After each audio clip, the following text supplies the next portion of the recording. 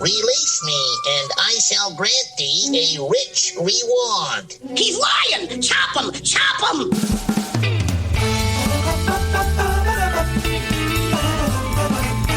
I was protesting snow socks on the street the other day. But a lot of people don't realize that.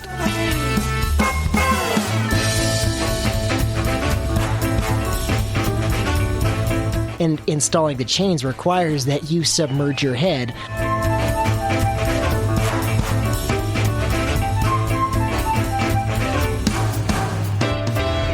Hey gang, welcome back to Comedy Parenting Radio. It's the show that recycles more Christmas presents than any other program out there. We want to say a shout-out hi to our listeners in Italy and Russia, and a new one, Romania, just showed up on the radar here this week, so we promise not to bomb you or anything. Comedy Parenting Radio, we've got a special guest in the studio, Davy. Welcome back to the show. Oh, it's good to be with you again, Jerry. Thanks for having me. Yeah, you're welcome. Thanks for being had. Anyway, today we're going to talk about tire chains. This is something that men can really dig into. We'll be right back.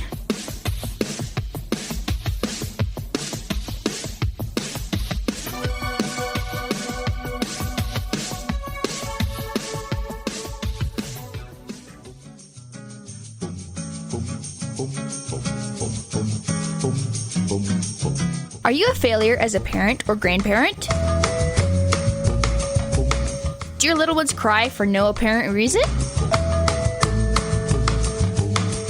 Do you have lots of money? If you answered yes to these or any other invasive questions, we have good news for you. Treesock Press was named after a cat. A very cute cat. Treesock Press printed a book. That book is available in nearly indestructible hardback form and is printed with non-toxic ink so your little dinosaur can virtually eat the book. If this all seems too good to be true, you can go buy a cheap Disney book that's printed in China. Books printed in China aren't as good for teething toddlers as ones printed in Wisconsin. What's the name of our book? Dad the Tooth Fairy Didn't Come. This book is funnier than a root canal on a sinking ship. I didn't know ships had teeth. Order your copies of Dad the Tooth Fairy Didn't Come from Amazon today. Or tomorrow if you're on the international date line.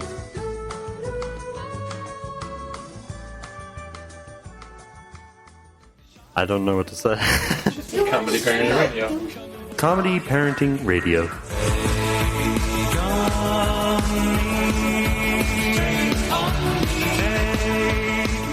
Okay, welcome back to Comedy Parenting Radio. Davy, you and I have a lot of experience with tire chains, don't we?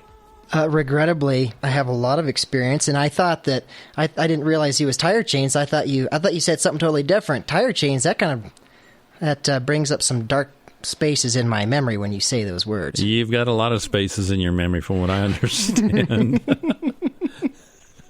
Anyway, tire chains. Let's just start out here. First off, tell the folks why people use tire chains. What are some different circumstances? Well, I think that the original inventor of the tire chain had good intentions in mind when he invented them. See, ideally, they're supposed to, they're links of metal, like a lot like chain, and you wrap them in a systematic manner over your tire. But a lot of people don't realize that. When they open up the box originally, they think that's kind of how it's supposed to go on, and a lot of people never get it right from the very beginning. It's caused a lot of difficulties in marriages and such. As far as applying the tire chains to the vehicle. Or inaccurately applying them. Inaccurately. We're going to get to that in just a moment here, but what's your most common use of tire chains for you personally? On tires. And specifically, when I lose all traction, and normally it's after I've lost light too. In the dark? It's always inevitably. Always I the thought dark. there's a direct correlation between the sun going down and the tire chains coming out of the trunk. Yeah, exactly. Yeah, you really don't need them during the daytime, almost never. Yeah. Well, no, it's part of Murphy's Law. No, but mud. I've used them in mud, jeeping. Yeah. Oh yeah, mud. But snow is the most common, right? Snow. And it could be deep snow, or it could even be ice if there are slippery spots, too. I got to tell you a quick slippery story. A lady we know is up by Eisenhower Tunnel there in Colorado, outside of the Vail area. And anyway, they were all stopped for an accident on this icy road right outside the tunnel. And all the cars were completely stopped. The sun came up and started melting the ice. And as the sun came down, as the shadows moved, the sun came down lower down the road, melted it. The cars would just start sliding off to the side of the road. And she said there was not a thing you could do because you were sitting there and you're just watching cars like a zipper start sliding off to the side, to the ditch, because the road was slanted off to the right side. And so it was very slippery, and then they just slid off into the ditch, and then there were like dozens of cars stuck all of a sudden. I've used them in horse manure too. Yeah, that was a specific case. It was just one time, but there was no dirt, and the problem had been caused by snow, but there was no snow. It was just about 2 foot deep of. It was nasty, and there was the only way out was to deploy the chains. Oh my word! Now the question was, you had to put the chains on while you were in the stuff. Or did you put them on? Yeah, because we didn't plan ahead on that one. You didn't say, okay, let's chain up. We're going into the horse manure. No, chaining is always a last resort, and it's normally done after it's too late. Right. Okay, applying chains. Now, we've seen some really good, bad, and ugly, haven't we? I'll give you an example.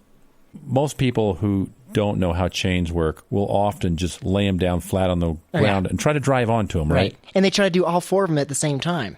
So they're trying to drive this big machine onto this.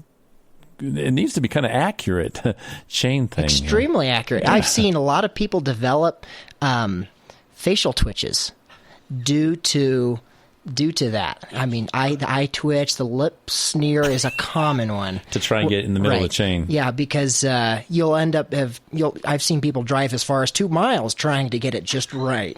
Do they just keep picking up the chains and moving them ahead of the car?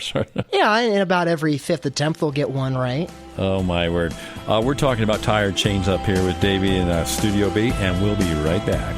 I'm 1,000 miles nowhere.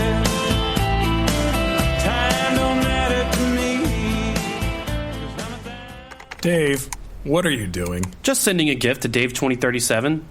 Who? Me in the future. I save a little money from every paycheck as a gift to Dave 2037, so he can spend it on things like anti-gravity boots or a hologram Doberman, something cool like that. I think Dave 2037 deserves it. He worked hard. What are you getting Steve 2037? I guess I was thinking Steve 2037 would just fend for himself. Well, all right, but don't expect to be borrowing my anti-gravity boots. You want to have money in your future? You got to start saving now. Putting some money from every paycheck into a savings account or contributing to your 401k can make a big difference later. Put away a few bucks, feel like $1 million.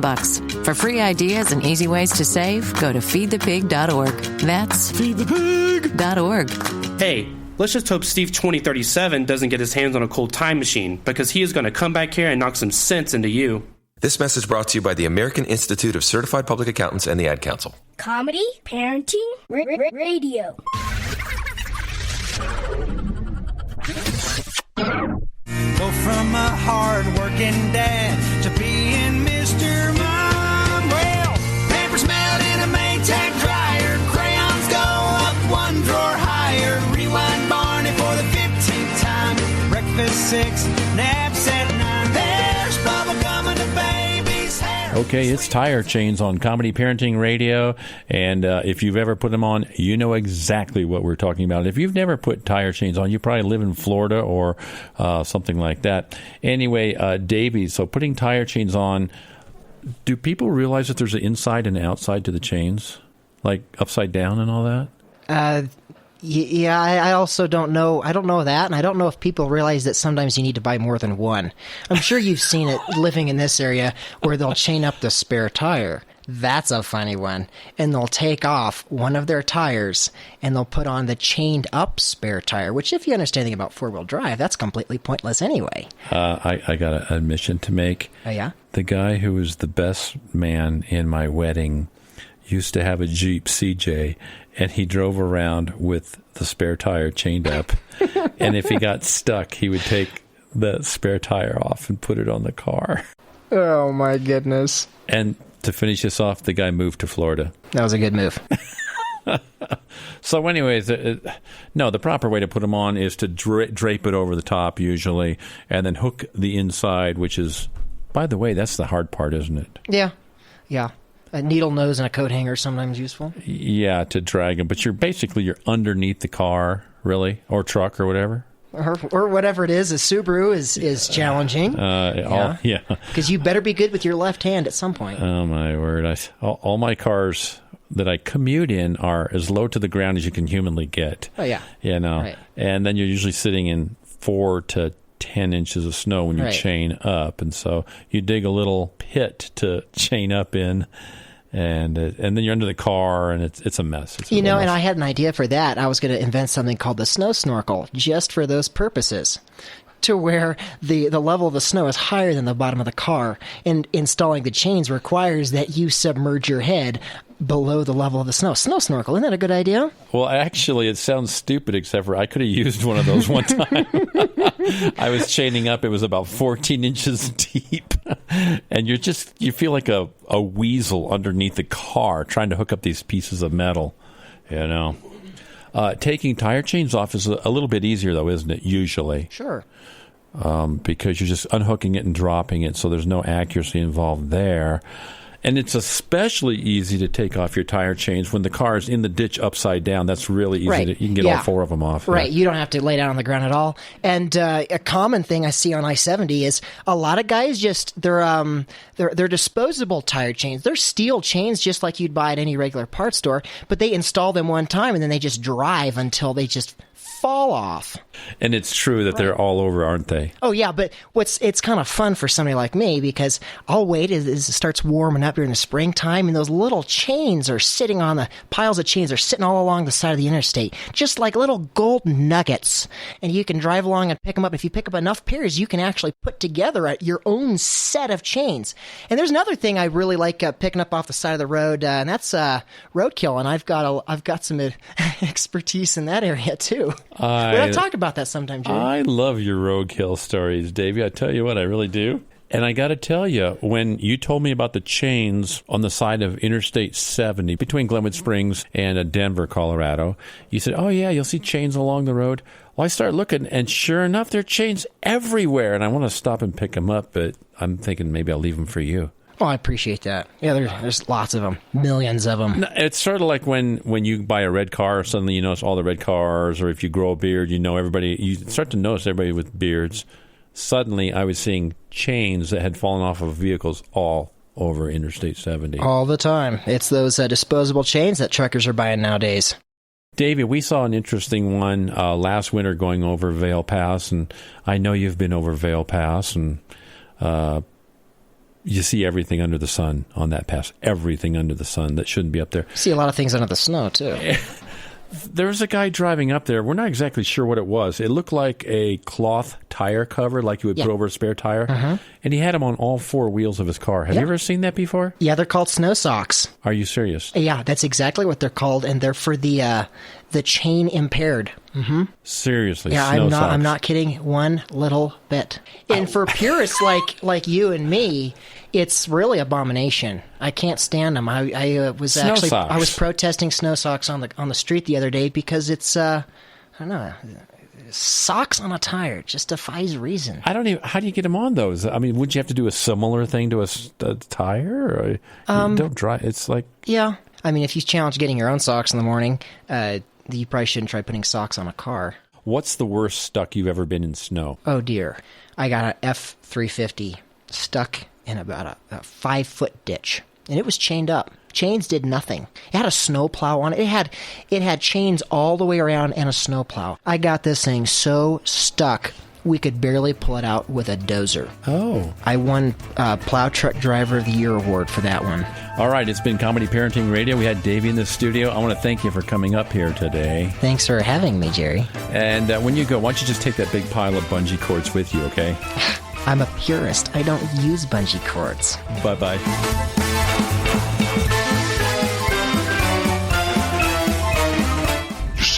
You see, they are insane.